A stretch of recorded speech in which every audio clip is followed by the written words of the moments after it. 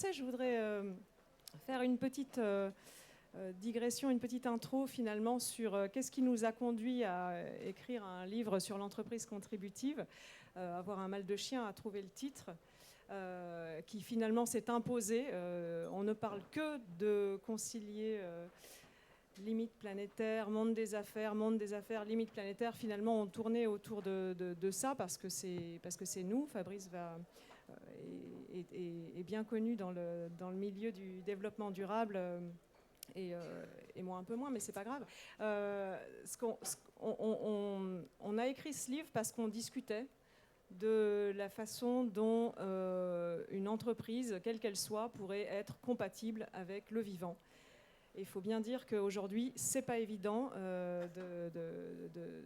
On a un constat qui grandit, qui est qu'on a, avec nos quelques dizaines, voire centaines d'années de commerce, finalement, on ne va pas dans la bonne direction, alors que le vivant, du haut de ces 3,5 milliards d'années, il va toujours dans la bonne direction. Donc voilà, on s'est dit avec nos petites mains, est-ce qu'on peut, ou nos petits yeux, ou nos petits cœurs, ou nos petits cerveaux, avoir faire un petit pas avec tous les gens qui ont cette intuition que ça ne va pas exactement comme il faudrait. Sur Biomime Expo, je pense qu'on a tous la même intuition, l'intuition qu'on doit s'inspirer du vivant. Donc c'est ça l'histoire de ce livre. Alors avec Fabrice, on s'est rencontrés à l'université quand j'ai repris mes études et Fabrice donnait des cours sur le développement durable. Et c'est marrant parce que ton discours a vachement évolué depuis 12 ans où je t'écoutais et où on parlait de croissance verte et tout ça. Et aujourd'hui, on en est carrément loin. Donc il y a une autre... j'ai beaucoup aimé quand tu parlais des biais et tous ces freins sociotechniques et nos biais dans notre cerveau, etc. Le biais de chercher partout tous les signes qu'on aurait raison et que ce n'est pas la peine de changer, il est monumental. Alors que quand on accepte ce lâcher-prise dont tu parles et finalement d'accepter la déconstruction pour la reconstruction, on voit que ce n'est pas si évident. Donc voilà, on va vous parler un petit peu de ce qu'il y a dans ce bouquin. Il est en 5 grandes parties totalement interdépendantes. La plus importante de ces parties étant la synchronisation au vivant. Voilà, donc en fait, la plus importante, c'est de se dire, voilà, bon, si on veut durer, parce qu'en fait, le plus important pour une entreprise, c'est de durer, hein, qu'est-ce qu'il faut faire ? Et on s'aperçoit que les messages qu'on a entendus longtemps dans les écoles de management, que c'était le marché qui avait toujours raison, que finalement, c'était la compétition qui permettait de progresser, et on a été élevé avec ces paradigmes-là, ce n'était pas forcément vrai, compte tenu de ce qui est en train de se passer d'un point de vue biophysique. Et c'est en découvrant le lien entre l'énergie et le business, et l'importance de l'énergie dans le business, qu'on a tout de suite compris qu'on ne pouvait pas continuer comme ça. Alors après, comment arriver à faire comprendre à des dirigeants et à des générations de managers que les paradigmes du passé de la performance étaient obsolètes si on voulait continuer à se développer durablement. Et c'est pour ça qu'on a écrit ce livre. On s'est dit, est-ce que c'est une fatalité de continuer de faire croire à des gens à des choses qui, d'un point de vue mathématique, ne sont pas soutenables, à commencer par la croissance. Et donc c'est quand même une rupture de code, il faut reconnaître. Moi qui suis dans un grand groupe, c'est quand même une sacrée rupture de code. Et pour que ce soit désirable, il faut pouvoir apporter une autre voie qui soit crédible et qui remette en question les fausses croyances et qui permette quand même de continuer une activité, donc continuer ne serait-ce qu'à payer les salaires et à essayer de trouver des moyens pour faire en sorte que l'entreprise continue de créer de la valeur, mais pas dans n'importe quelle condition. Et donc, dans les 5 conditions qu'on a identifiées, c'était déjà de se mettre à niveau sur ce que disent les faits scientifiques pour aligner le modèle d'affaires sur la science. Et donc, la science, aujourd'hui, elle nous dit plein de choses sur les limites planétaires et sur ces limites à ne pas dépasser si on veut maintenir les écosystèmes en état de fonctionnement optimum pour continuer de créer les ressources dont on dépend pour faire du business, parce qu'on a compris enfin que le business, c'était des matières premières transformées avec de l'énergie, de l'intelligence humaine des convertisseurs, et que s'il n'y a plus de matières premières, s'il y a moins d'énergie qui rentre dans la machine économique, eh ben forcément, il y aura moins de business tel qu'on le compte aujourd'hui, c'est-à-dire en volume de production. Et si on veut arriver donc à maintenir une activité humaine dans la durée, ben, il faut réaligner en fait notre activité avec la capacité de la nature à créer des aménités, à créer des matières premières qui vont pouvoir être utilisées par les entreprises. Et donc aujourd'hui, on est en survitesse. En survitesse, c'est-à-dire qu'en fait, on consomme trop, on gaspille trop, parce qu'on a aussi des systèmes de production qui sont inefficients, inefficaces. Et donc cette survitesse nous conduit en fait à un collapse évident si on continue à ce rythme-là. Et donc il y a urgence, car les scientifiques nous disent, grosso modo, on a déjà, bien entendu, bien abîmé le climat. Mais pour bien comprendre les ordres de grandeur, c'est que ces chiffres-là, il faut que vous les ayez bien en tête, hein. On a émis depuis le début de l'ère industrielle à peu près 2500 gigatonnes de CO2 dans l'atmosphère, ce qui est quand même juste énorme. Donc on a déstocké du carbone que la nature avait mis des millions d'années à stocker. Et que si on veut rester sous les fameux 1,5 degré, qui sont déjà dramatiques en soi, bah, il nous reste à déstocker 400 gigatonnes d'ici 2100. Sauf qu'au rythme actuel des émissions mondiales, on aura mangé ce stock de 400 gigatonnes en moins de 10 ans. Et c'est-à-dire qu'ensuite, à partir de 2030, chaque gramme de CO2 émis en surplus dans l'atmosphère viendra donc rajouter au réchauffement moyen d'1,5 degré, et donc ça sera 1,6 degré, 1,7 degré, etc. Et ce n'est pas tellement le réchauffement, vous le savez, qui pose problème, c'est les dérèglements associés à ce réchauffement, et donc tous les événements indésirables qu'on aura en termes de cataclysmes, de sécheresse, etc., qui viendront abîmer en fait le fonctionnement des écosystèmes, et in fine, ah bah tiens, bon sang, mais c'est bien sûr, avoir des conséquences très importantes sur le fonctionnement des entreprises, sur le rendement agricole, sur les capacités de renouvellement des matières premières. Et donc, c'est par ce discours-là qu'on arrive à intéresser finalement les entrepreneurs en leur disant arrêtons de considérer que la nature va tout réparer toute seule, qu'on va s'adapter sans problème, qu'il y a une résilience telle qu'on va retomber sur nos pieds, qu'on va trouver des nouvelles ressources, que la croissance, enfin que la technologie finira par trouver des solutions, etc. Alors que des technologies, il y en a déjà beaucoup, et on sait très bien qu'aucune d'entre elles aujourd'hui n'est capable de nous resynchroniser à ce vivant dont on a besoin. Et donc le premier chapitre du bouquin, c'est de présenter ce constat de l'obligation, plus que morale, l'obligation physique de se resynchroniser au vivant. Mais une fois qu'on a compris ça, tout commence. C'est-à-dire qu'à partir du moment où on a posé les bases de l'intégration des faits scientifiques dans le modèle d'affaires, c'est de quel modèle d'affaires s'agit-il? Et ça, c'est une deuxième partie du bouquin.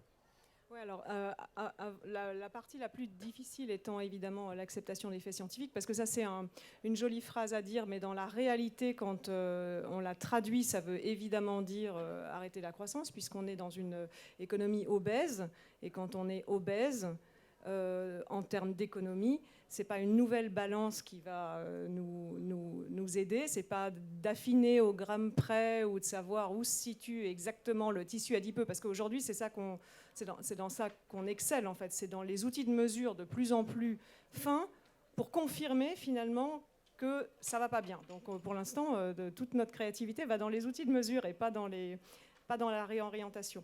Il y a un autre biais qui fait que ce premier fait scientifique cette première condition qui est de l'alignement avec les faits scientifiques est repoussée par les entreprises globalement. C'est qu'on a toujours l'impression qu'on va aller vers de l'assèchement, etc. Alors que le grand paradoxe, il est que en entreprise, le Graal, c'est l'optimisation. Optimiser. Et moi, j'ai fait de la communication pendant 20 ans, et en tech, en plus, dans les sujets tech. Et le nombre de communiqués de presse que j'ai envoyés en disant que telle solution allait optimiser les business, en réalité, ça veut dire assécher. Ça veut dire assécher, ça veut dire rendre fragile. La nature, elle fait l'inverse. Quand elle optimise, elle crée de la redondance, elle crée des modes dégradés, comme tu dis. Elle crée des tas de solutions connexes et parallèles pour ne surtout pas être fragile. Et donc, il y a des grandes... des grandes incompréhensions comme ça dans le monde de l'entreprise aussi quand on dit finalement se resynchroniser avec le vivant veut dire plus de sobriété, tout de suite on vous met la cave avec la bougie. On ne vous redit pas que la nature pourtant elle est inclusive, elle génère de la prospérité, elle est dans la coopération, alors que tout ça c'est évidemment ce qu'on veut rechercher. Donc ça c'était notre grand chapitre. Et pour parler des 4 autres volets du bouquin, nous on a... moi je suis dans la com, toi tu es ingénieur en grande entreprise, moi je suis confrontée à des tas et des tas de plus petites entreprises, donc on s'est dit il n'y a pas 36 manières d'écrire ce bouquin, il faut qu'on trouve des exemples, il faut qu'on se nourrisse d'exemples, parce que c'est pas la coercition qui va nous faire avancer, c'est l'envie, c'est donc de voir des exemples qui marchent et de se dire bah oui, si eux l'ont fait, pourquoi est-ce que ça pourrait pas être fait ailleurs, pourquoi est-ce que ça pourrait pas être dupliqué, imité. Donc on a recherché des exemples, on a ouvert un blog qui s'appelle l'entreprise contributive pour essayer de faire contribuer les gens. Alors si ça vous inspire, vous êtes les bienvenus.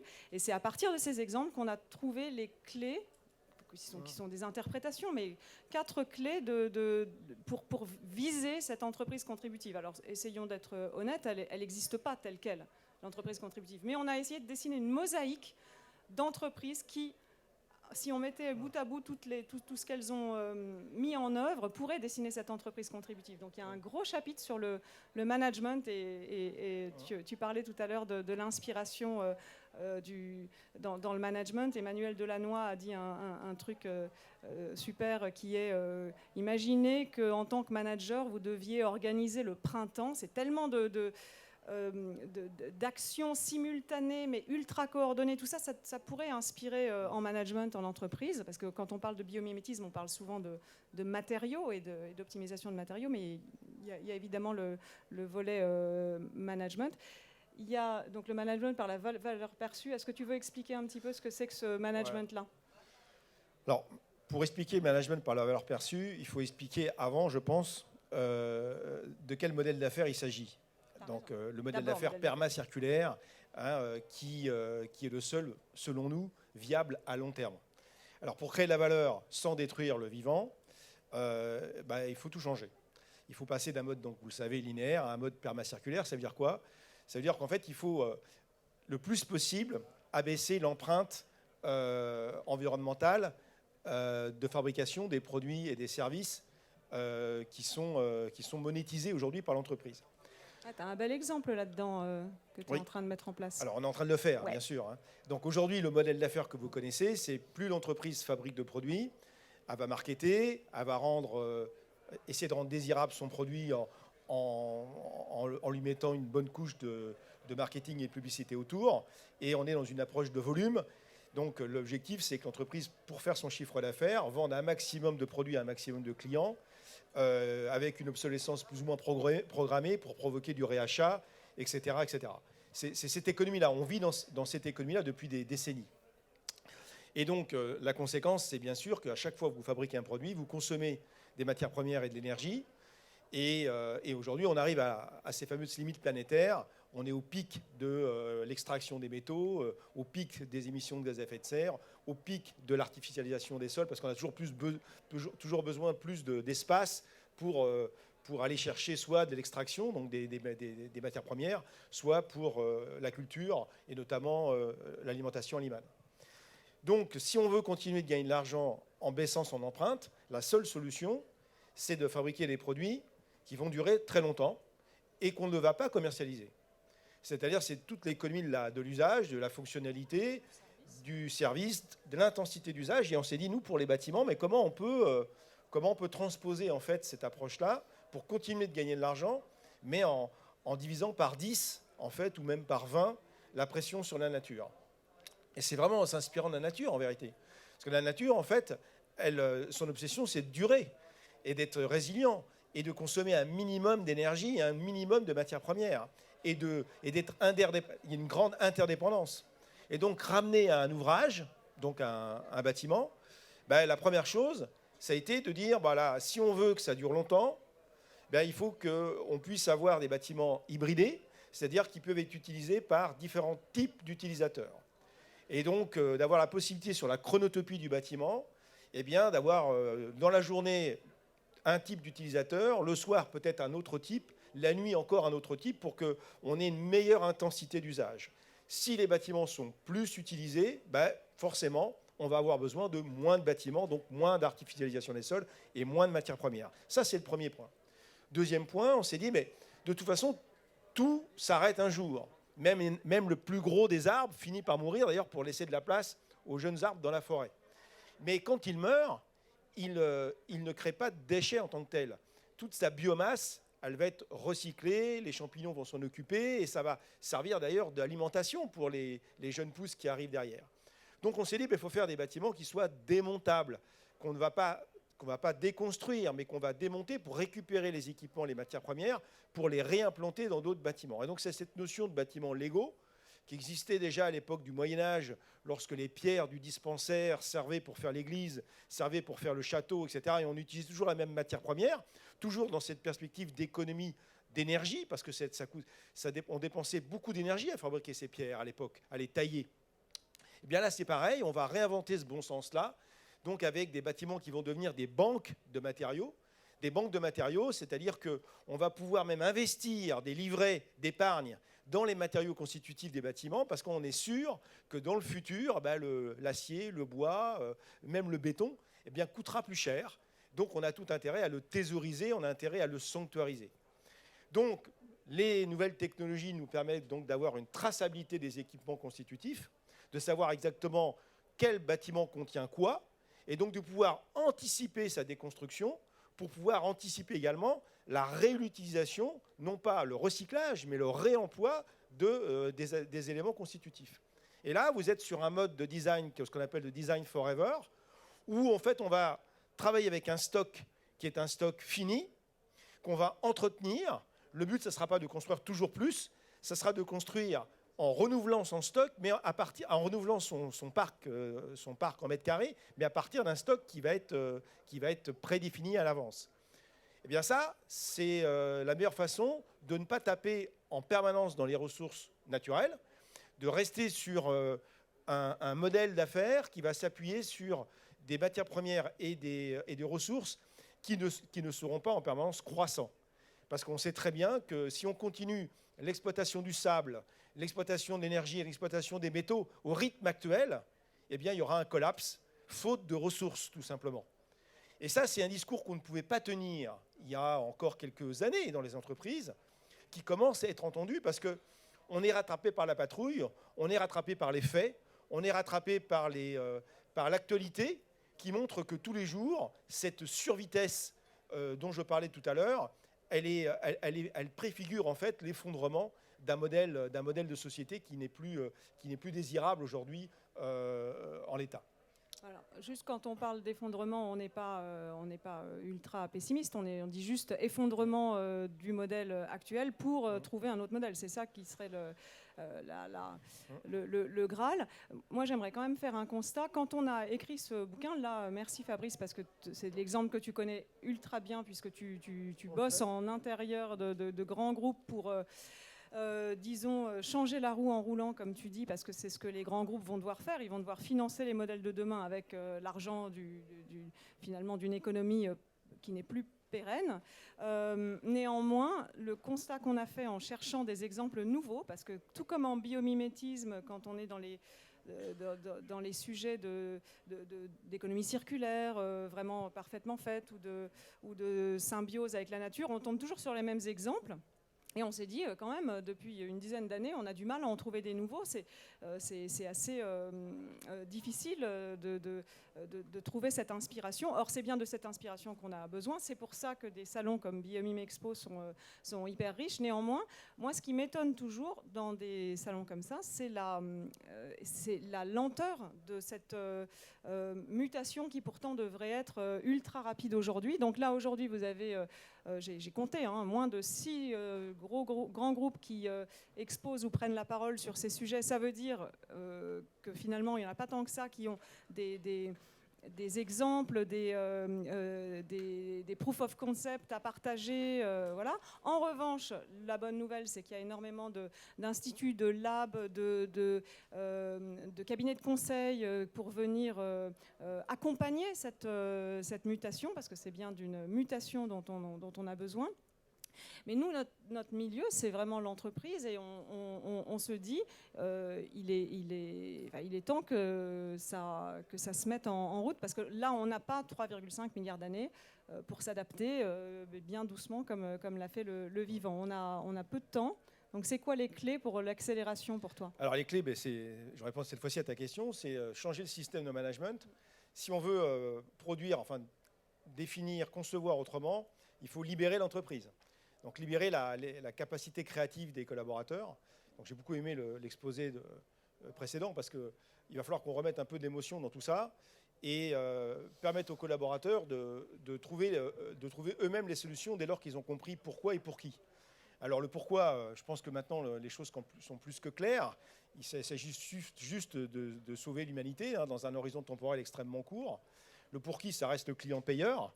Mais les méthodes pour y arriver, l'innovation, on le sait très bien que ce n'est pas la technologie qui va nous permettre donc de résoudre les grands défis qui nous font face. Ce n'est pas l'hydrogène vert, ce n'est pas les éoliennes, ce n'est pas les ENR. On aura besoin, bien entendu, de ce cocktail de technologies, mais aucune des technologies que l'on connaît aujourd'hui ne pourront résoudre le problème de la sobriété extrême dans lequel il va falloir qu'on rentre pour se resynchroniser donc à ces fameuses limites planétaires.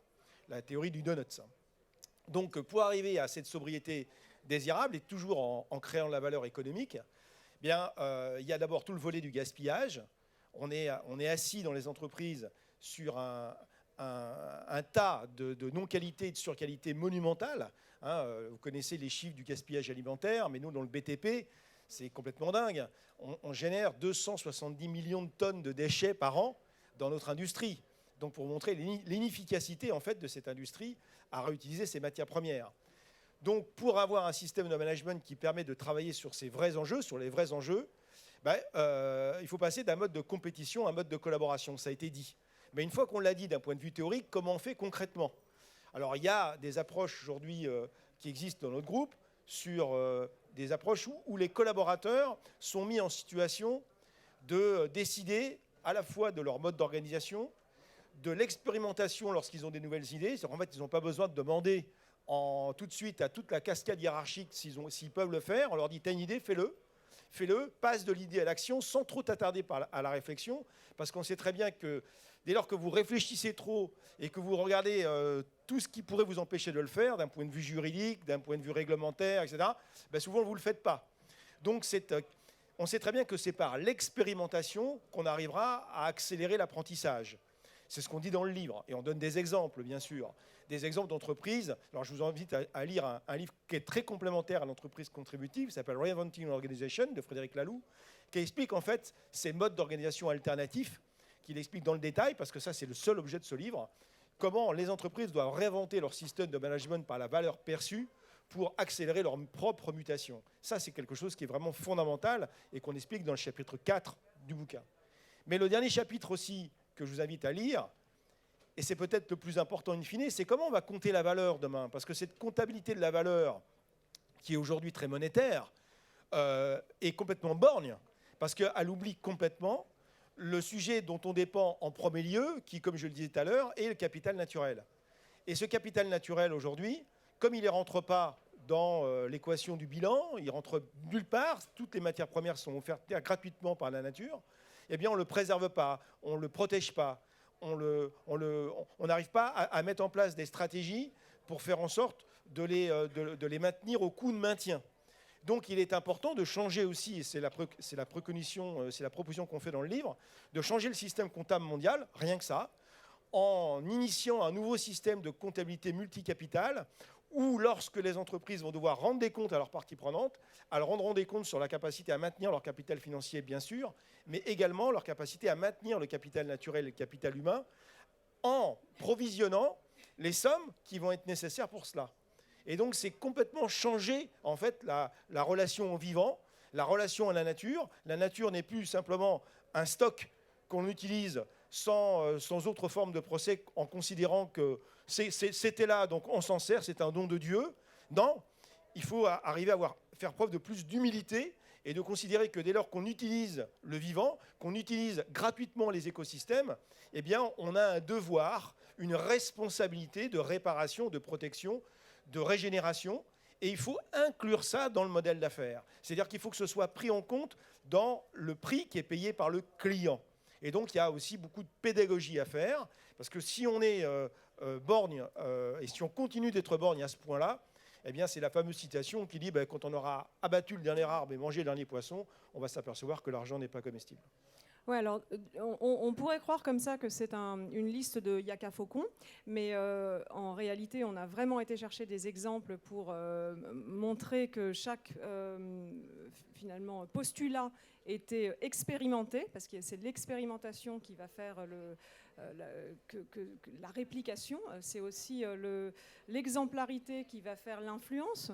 Donc on se dit que mettre en avant des modèles inspirant ne peut que en inspirer d'autres par contagion positive. Ce qui nous a rassurés depuis qu'on a sorti ce bouquin, enfin Fabrice c'est ton troisième, moi c'est mon premier, mais ce qui nous rassure c'est que nous, on ne fait rien d'autre, Fabrice et moi, qu'essayer de changer le système un petit peu par l'intérieur. Donc, moi, via la communication, que j'essaye de faire autrement, et Fabrice, via l'inspiration dans son groupe et en tant que président du Collège des directeurs du développement durable. Mais ce qui nous rassure, c'est les témoignages qu'on reçoit, qui sont des témoignages de gens dans leur entreprise qui disent, finalement, ça m'encourage à briser une forme d'omerta. Donc je ne sais pas si vous avez l'impression, comme nous, que dans les médias aujourd'hui, tout le monde dit tout et n'importe quoi, mais n'empêche qu'il y a peut-être un phénomène de parole libérée sur tout. Mais n'empêche que sur ces sujets liés au climat, à la biodiversité, au biomimétisme, etc., il y a aussi une libération de la parole, de gens qui font et qui osent dire « oui, on peut faire autrement ».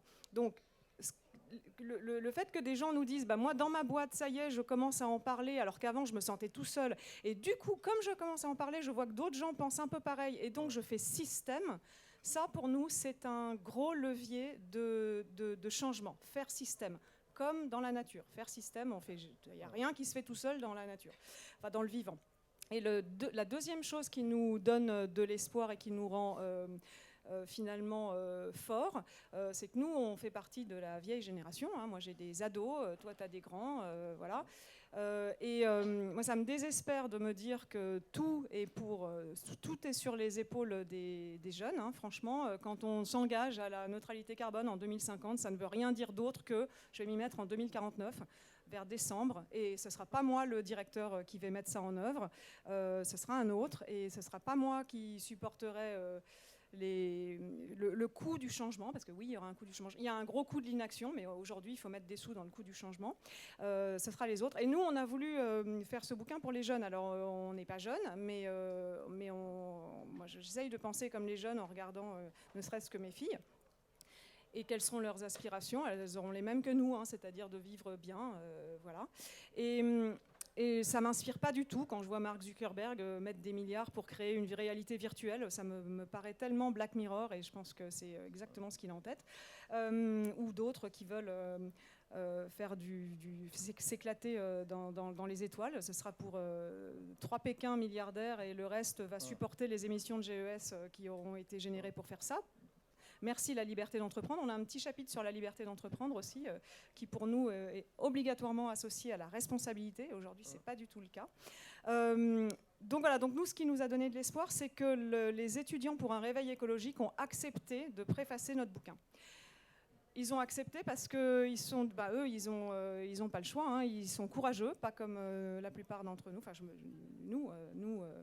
nous les vieux, ils sont courageux parce qu'ils osent dire non, on n'ira pas bosser dans telle boîte, on n'ira pas bosser pour vous si vous n'avez pas compris ce qui est en train de se passer. Et ils ont signé, ils ont fait un manifeste. Une fois qu'on a signé, on a levé la main publiquement, on s'engage. Donc c'est des gens qui se sont déjà engagés dans leur changement personnel pour faire changer l'entreprise. Et on leur doit ça, on leur doit, nous, d'arrêter de faire comme si ça allait être la même chose pour les jeunes. Non, ça ne va pas être la même chose pour les jeunes et on ne peut pas leur laisser la facture. Donc c'est un peu cette culpabilité aussi, mais en même temps cette envie de contribuer qui nous anime. Ouais, en fait, le bouquin, c'est quand même un bouquin de méthode, hein, parce qu'il faut une méthode pour changer. Donc on a voulu présenter en fait les méthodes utilisées par les entreprises qui se rapprochent le plus du modèle de l'entreprise contributive. Il y en a une quarantaine d'exemples, donc c'est très pratique. Et si vous suivez la méthode, a priori, vous allez arriver. Alors bien sûr, lorsqu'on a une recette pour faire les crêpes, si on la suit bien, a priori, ça peut faire des crêpes à l'arrivée. Mais ça demandera aussi, ça demande aussi un peu d'intelligence émotionnelle, comme ça a été dit tout à l'heure. Ça demande beaucoup d'enthousiasme, beaucoup de persévérance, beaucoup de pédagogie, d'humilité, un petit peu de patience aussi, même si on n'a plus beaucoup de temps. Mais ce qui est quand même formidable, c'est que moi, ça fait très très longtemps que je travaille dans le développement durable, c'est qu'on sent qu'on est dans la décennie où tout peut se passer, où tout va se passer, où tout doit se passer, compte tenu de l'urgence climatique. Et donc, on sent venir cette vague de dire, bon, maintenant, ça suffit. Il faut arrêter avec les fausses croyances. Il faut arrêter avec les fausses promesses également.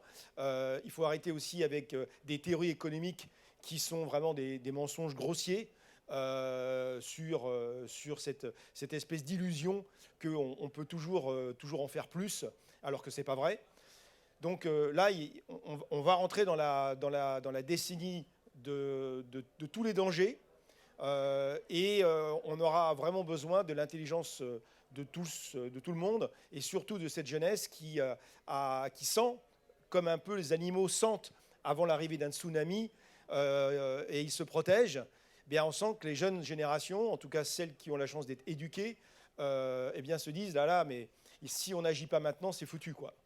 Donc c'est juste formidable de vivre à cette période-là, parce qu'on se dit, là, on va vraiment être utile à la fois socialement et d'un point de vue environnemental, où c'est cette maison commune qui nous habite aujourd'hui, et si on continue de l'abîmer, tout va s'arrêter.